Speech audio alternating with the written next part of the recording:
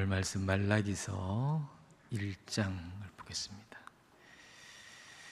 말라기서 1장입니다.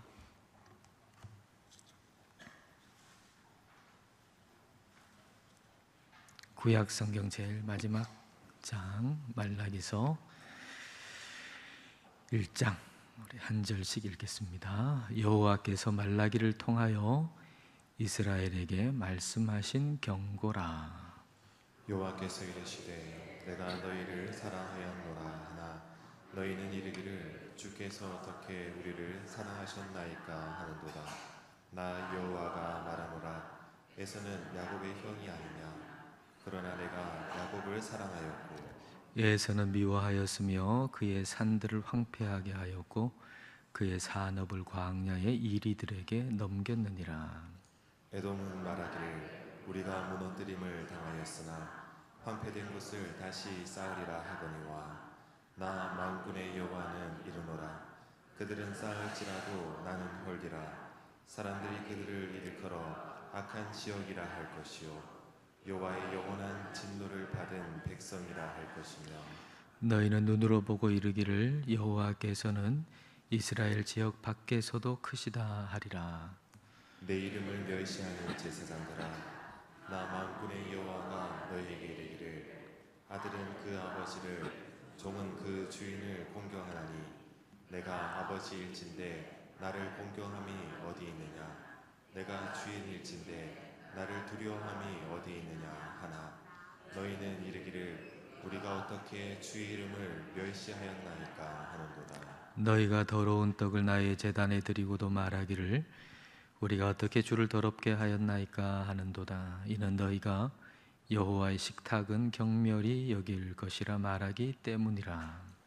만군의 여호와가 이르노라 너희가 눈먼 희생 제물을 바치는 것이 어찌 악하지 아니하며 저는 것 병든 것을 드리는 것이 어찌 악하지 아니하냐.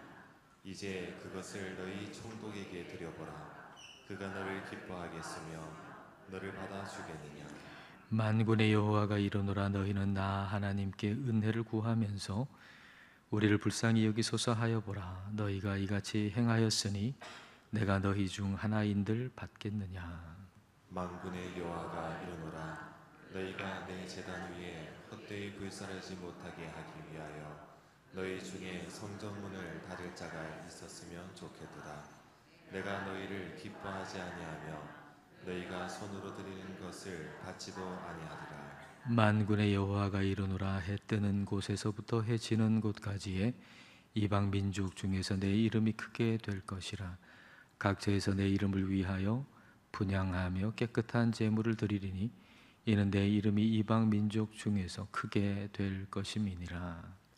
그러나 너희는 말하기를 여호와의 식탁은 더러워졌고 그 위에 있는 과일 곧 먹을 것은 경멸히 여길 것이라 하여 내 이름을 더럽히는도다. 만군의 여호와가 이르노라 너희가 또 말하기를 이 일이 얼마나 번거로운고 하며 코웃음 치고 훔친 물건과 저는 것 병든 것을 가져왔느니라. 너희가 이같이 봉헌물을 가져오니 내가 그것을 너희 손에서 받겠느냐. 이는 여호와의 말이니라. 짐승떼 가운데에 수컷이 있거늘 그 소원하는 일에 흠 있는 것으로 속여 내게 드리는 자는 저주를 받으리니 나는 그 임금이요 내 이름은 이방 민족 중에서 두려워하는 것이 됨이니라. 만군의 여호와의 말이니라. 아멘. 우리 지난 수요일까지 스가랴서를 우리가 공부했습니다. 그리고 이어서 그 다음에 있는 말라기서를 우리 함께 나누겠습니다. 말라기라고 하는 이름은 나의 사자, 나의 메신저라고 하는 뜻을 가진 이름입니다. 그 말라기가 활동한 연대는 대부분의 학자들이 주전 450년부터 주전 430년, 20년 이렇게 봅니다. 그러면 이게 이 시기가 느헤미야가 활동했던 때하고 겹치게 됩니다. 느헤미야가 페르시아 왕의 술 맡은 관원장으로 있다가 주전 444년에 예루살렘으로 귀환하게 되잖아요. 그리고 유대 총독으로 오게 되는 것이죠. 그러니까 이 말라기하고 느헤미야는 같은 시대, 같은 어떤 영적 상황 가운데서 하나님께 쓰임 받은 사람들이었습니다. 말하자면은 이 말라기와 느헤미야는 하나님의 두 손으로 쓰임 받았다, 그렇게 말할 수 있습니다. 말라기는 하나님의 경고의 말씀을 선포하는 역할을 했다면, 느헤미야는 그 말씀에 따라서 개혁하는 일, 실제로 그 삶을 적용하고 개혁하는 일을 했다고 할 수가 있습니다. 이와 같은 배경, 느헤미야와 말라기, 이와 같은 배경을 가지고서 오늘 말라기 말씀을 우리가 같이 읽겠습니다. 자, 2절과 3절 말씀 함께 읽겠습니다. 여호와께서 이르시되 내가 너희를 사랑하였노라 하나 너희는 이르기를 주께서 어떻게 우리를 사랑하셨나이까 하는도다. 나 여호와가 말하노라. 에서는 야곱의 형이 아니냐? 그러나 내가 야곱을 사랑하였고 에서는 미워하였으며 그의 산들을 황폐하게 하였고 그의 산업을 광야의 이리들에게 넘겼느니라. 하나님께서 이스라엘에게 내가 너희를 사랑한다 라고 하니까 반문하는 거예요. 어떻게 하나님이 우리를 사랑하십니까? 하나님 우리를 사랑하신다는 걸 뭘 보고 알 수가 있습니까? 다시 말하면은 하나님 백성들이 하나님이 우리를 사랑하시지 않는다라고 여기고 있는 겁니다. 왜 이렇게 됐을까요? 왜 이 말라기 시대에 이 하나님 백성들은 하나님은 우리를 사랑하지 않아 라고 생각하게 됐을까요? 우리가 지난 수요일까지 함께 나눴던 스가랴서를 여러분 한번 생각해 보세요. 스가랴가 처음 메시지를 전한 것이 주전 520년입니다. 그리고 나서 한 4년 후에 주전 516년에 성전이 다시 재건됐죠. 다시 재건됐는데 그 사이에 주시는 메시지가, 여러분 스가랴서의 메시지가 어땠습니까? 굉장히 희망적이었잖아요. 이스라엘 백성들이 다 회개하게 된다. 그리고 죄와 더러움을 씻는 셈이 흐르게 된다. 이런 아주 희망적인 그런 메시지가 선포됐단 말입니다. 근데 그 이후에 한 80년이 지나고 한 100년이 지난 말라기는 한 80년이 지나고 100년이 지났는데 이게 형편이 조금 더 달라진 게 없는 거예요. 여전히 페르시아의 속국으로 있죠. 그리고 페르시아한테 세금 계속 바치고 있죠. 그 희망의 메시지를 들었는데 그 이후에 한 세대, 두 세대 막 이렇게 지나갔는데도 여전히 페르시아 아래에 있어요. 여전히 페르시아한테 세금 내야 돼요. 그럼 아무것도 변한 게 없는 것 같은 그 상황 속에서 이렇게 영적인 침체의 길을 맞이하는 거죠. 영적으로 식어버린 거죠. 그래서 하나님이 우리를 사랑하시지 않는다라고 생각하게 된 겁니다. 그러니까 아무리 둘러봐도 하나님께서 우리를 사랑하신다는 게 아무것도 보이지 않는 것 같은 거죠. 믿음은 바라는 것들의 실상이고 보이지 않는 것들의 증거다라고 했잖아요. 그러니까 믿음이라고 하는 것은 하나님의 말씀을 가지고서 현실을 보는 거 아닙니까? 근데 우리는 현실을 가지고서 하나님 말씀을 보잖아요. 그러니까 현실적으로 뭔가 이렇게 아무것도 이루어진 게 없고 변화된 게 없으면 그 하나님 말씀에 대해서도 우리가 참 의심하게 되지요.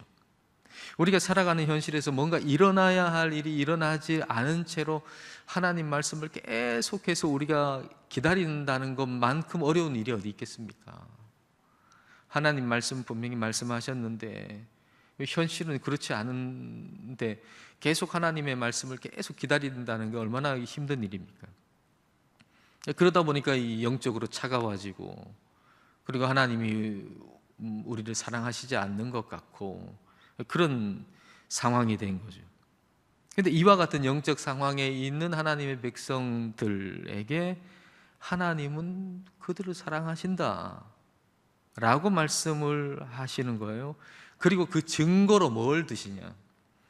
하나님이 하나님 백성들을 사랑하신다라고 하는 증거로 야곱, 이스라엘을 사랑하시고 에서, 에돔을 미워하신다. 야곱을 선택하셨고 에서를 선택하지 않았다라는 걸 말씀하시는 겁니다.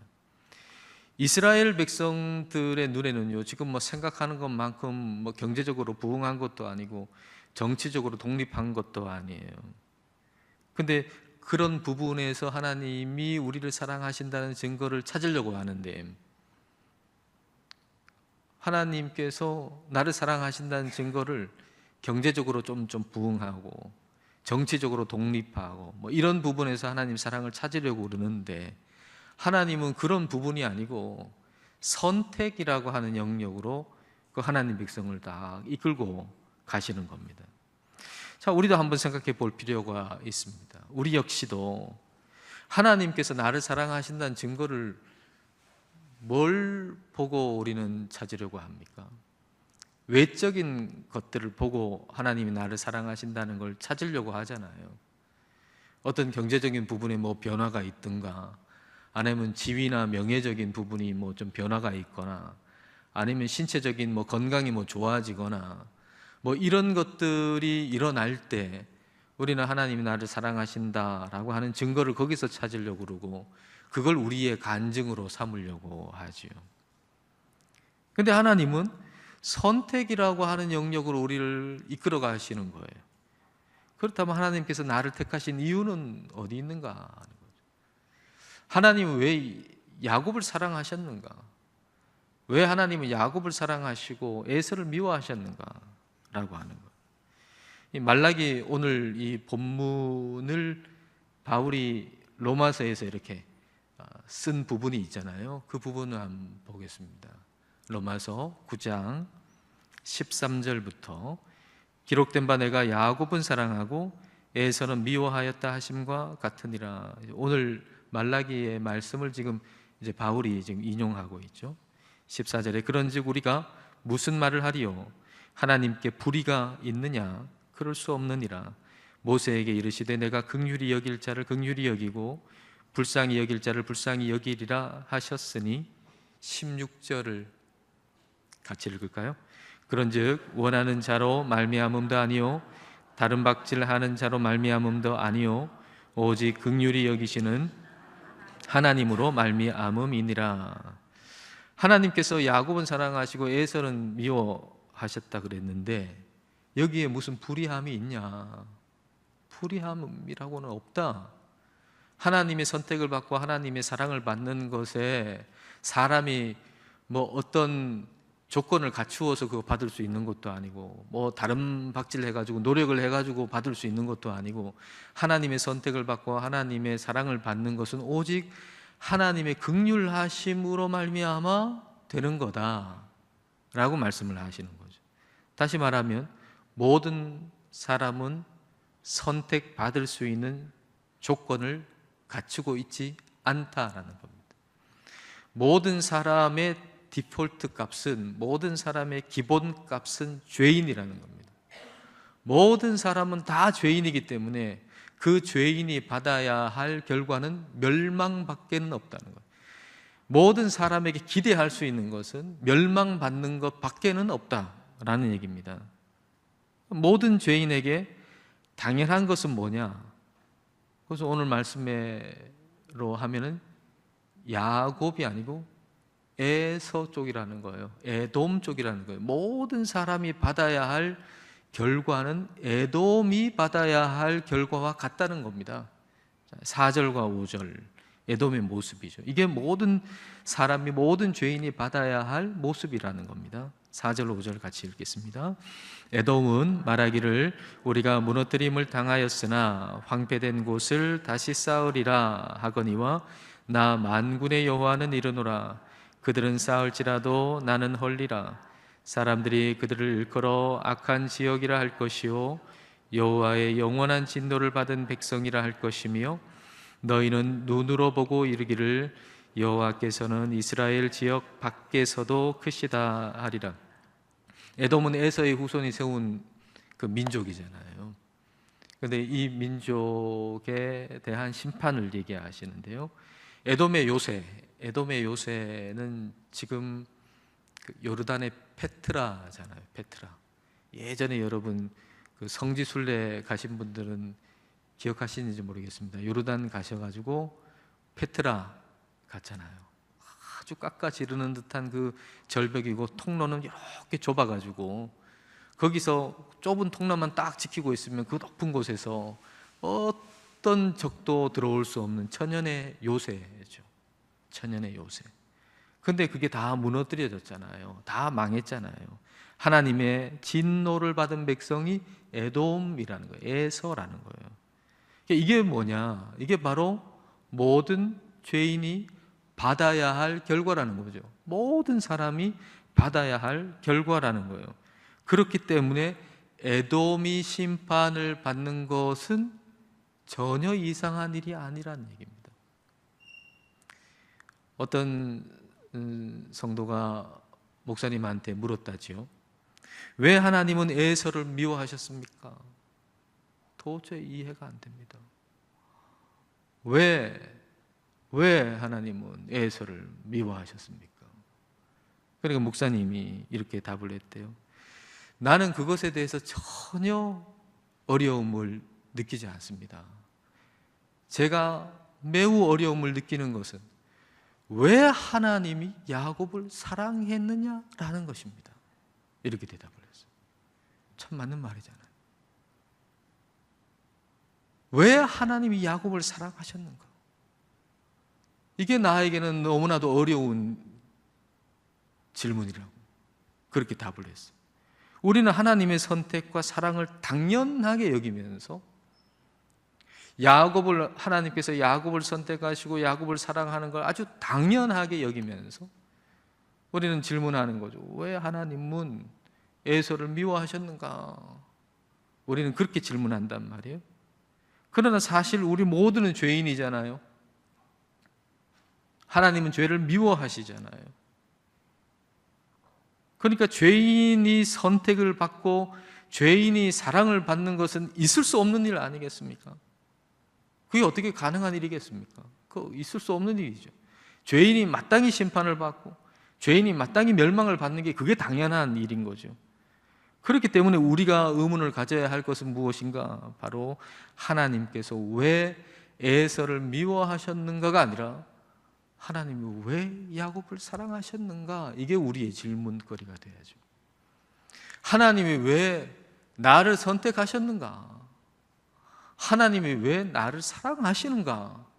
이게 우리의 질문이 되어야 되는 거죠.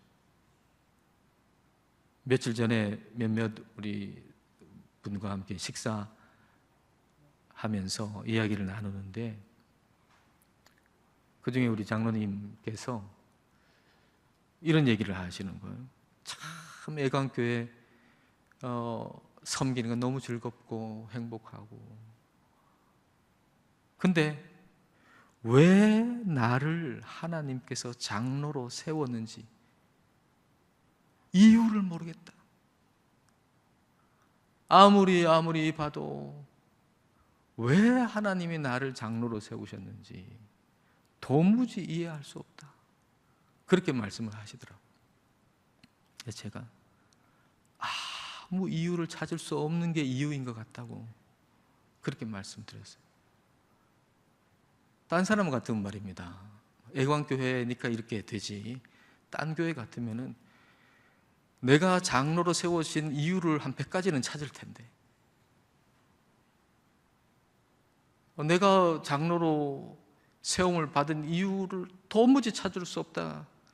그게 이유인 것 같다고. 도무지 나한테는 찾을 수 없으니까 하나님께만 영광을 돌리라고 택하신 것 같다고 그런 말씀을 드렸어요. 장로님 참 훌륭하다 이런 생각했어요. 하나님이 원하시는 건 그런 거 아니겠어요? 하나님은 말라기의 이 말씀을 통해 가지고 우리를 외적인 것이 아니고 선택으로 이끌고 가시는 거예요. 선택으로.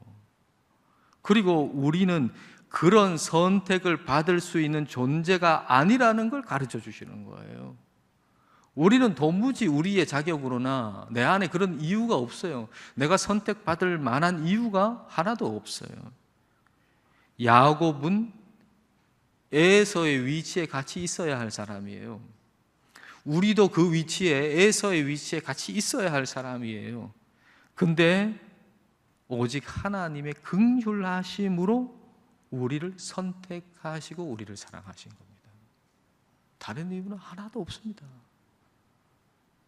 다른 이유는 전혀 없습니다. 오직 하나님의 긍휼하심으로 하나님이 우리를 선택하시고 사랑하신 것입니다.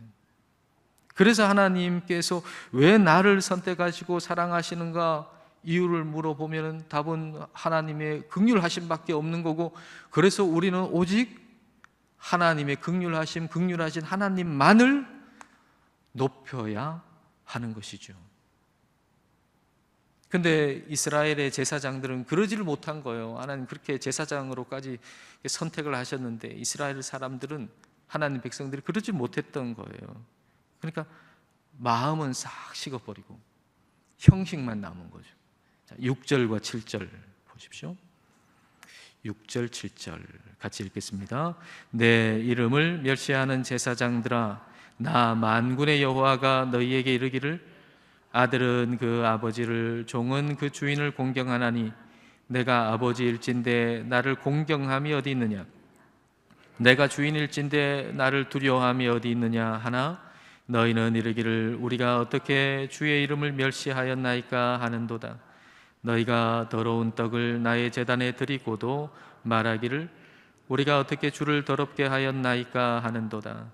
이는 너희가 여호와의 식탁은 경멸히 여길 것이라 말하기 때문이라. 하나님은 우리의 아버지이시고 주인이시잖아요. 그러니까 자녀가 아버지를 공경하고 그 종이 주인을 두려워하는 거 당연한 일인데, 근데 하나님 백성들은, 하나님의 자녀들은 오히려 하나님의 이름을 멸시했다는 거예요.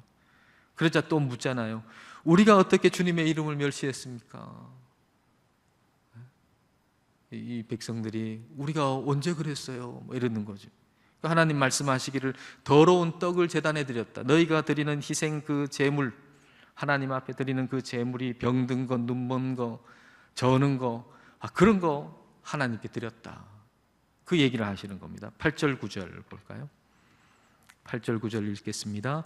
만군의 여호와가 이르노라 너희가 눈먼 희생 제물을 바치는 것이 어찌 악하지 아니하며 저는 것 병든 것을 드리는 것이 어찌 악하지 아니하냐? 이제 그것을 너희 총독에게 드려보라. 그가 너를 기뻐하겠으며 너를 받아주겠느냐?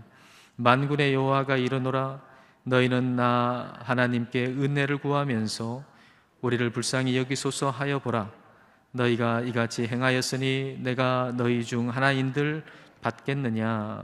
하나님께 좋은 거 드리지 않고 눈먼 거, 병든 거, 이런 동물들을 다 드리는 거예요.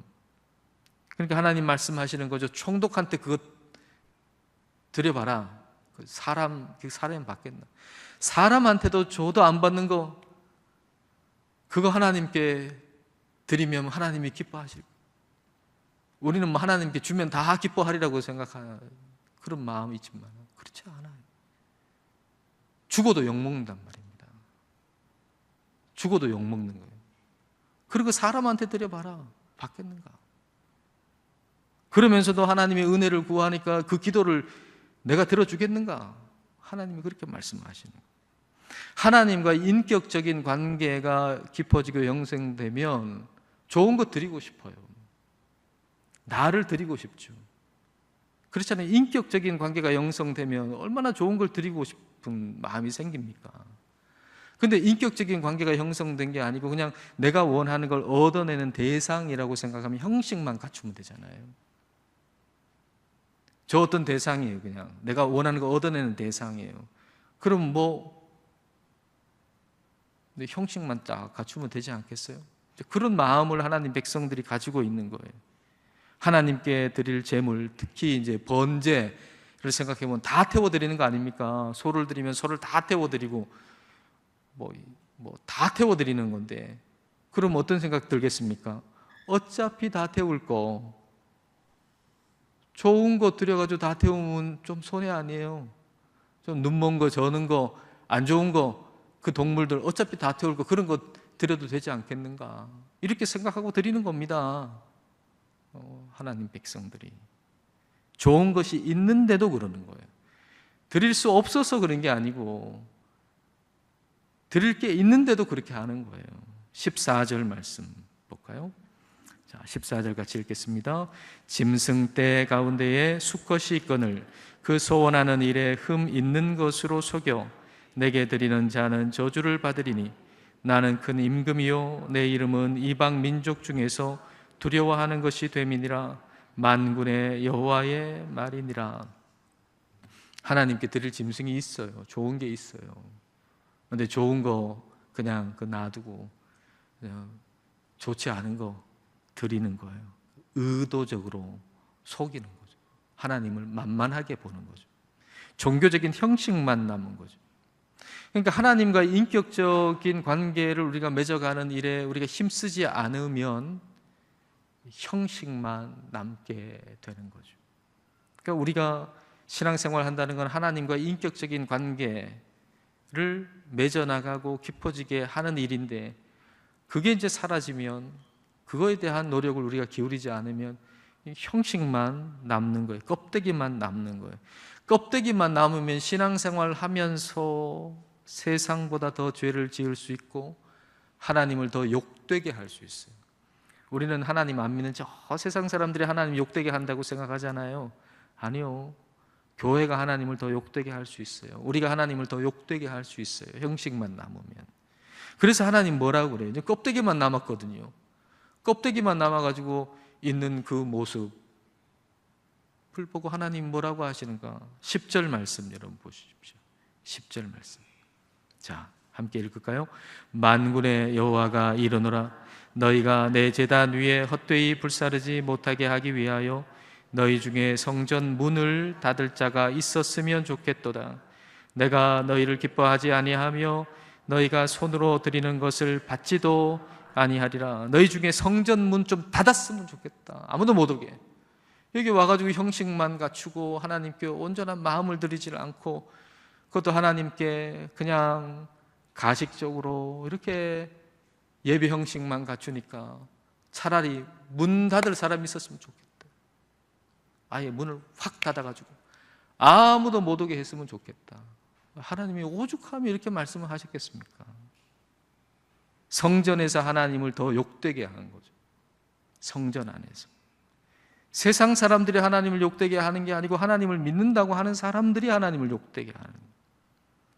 느헤미야가 예루살렘에서 자리를 잠시 딱 비웠을 때 대제사장인 엘리야십이 하나님을 대적하는 도비야라는 사람에게 성전 안에 방이 있는데, 그 방은 재물을 이렇게 보관하는 그런 방이었는데, 그 방을 하나님을 대적하는 도비야한테 내준 거예요.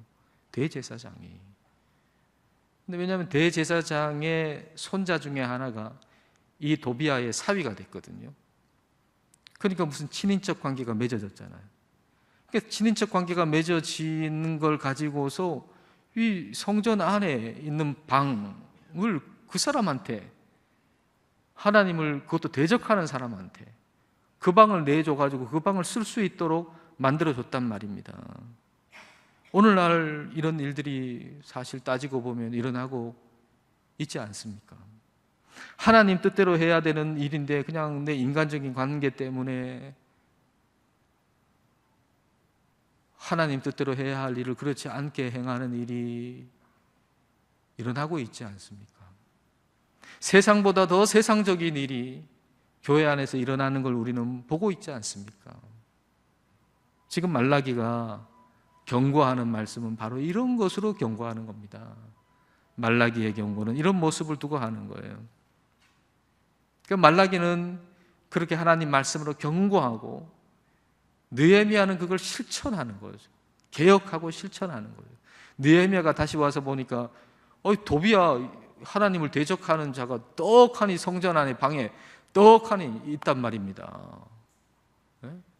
자기 세관 갖다 놓고 그러니까 느헤미야가 와가지고 그 도비야가 있는 그 성전 안에 있는 방에 있는 도비야의 집기들 세관들 다 바깥으로 던져가지고 다시 그 방을 원래의 목적대로 하나님의 제물을 놓아두는 방으로 다시 회복시킨 거죠.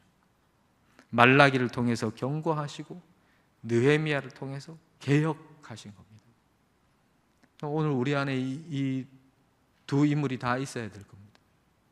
우리 안에 말라기도 있고 느헤미야도 있어야 될 겁니다. 하나님의 경고의 말씀을 우리가 듣고 그리고 우리의 삶을 우리는 개혁해 나가야 할 것입니다. 주님을 향한 저와 여러분 마음 다시 새로워질 수 있기를 축복합니다.